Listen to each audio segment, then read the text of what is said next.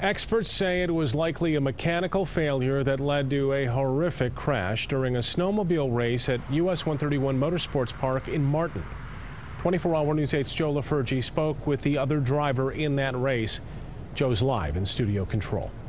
Well, the driver that died, Cerio's sled went out of control at 150 miles an hour, Brian. The white puff of smoke from the tailpipe just before the crash was the first clue that there was a problem.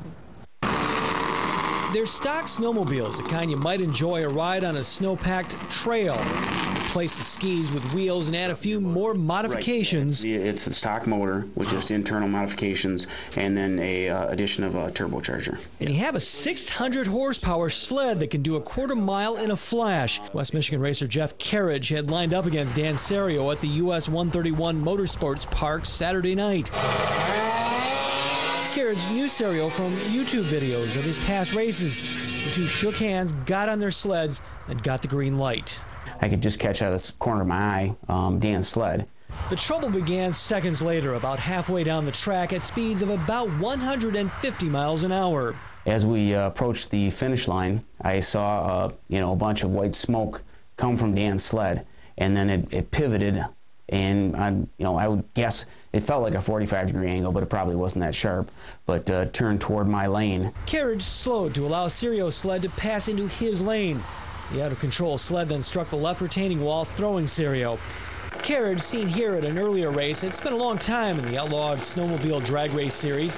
He says the pre-race emphasis on the mechanics of the sleds has to be a top priority. We do go through it rigorously, but sometimes in the heat of the moment, you just overlook stuff. So we've become more focused now. Actually having a physical checklist helps. Rather than just, yeah, I checked that, or yeah, I filled that. But despite the tragedy, Carriage says he'll be back on his sled for the next race. It's an adrenaline rush, and I enjoy doing it, and then, of course, whenever you have success, it just it makes you enjoy it more. In fact, those same sleds are scheduled to be back at the US 131 Motorsports Park on June 2nd. The track officials say that they couldn't cause the exact mechanical problem, couldn't pinpoint it. Carriage says the track itself was in good condition for the racing Saturday night. Live in studio control, 24-hour, Joe LaFergie, 24-Hour News 8.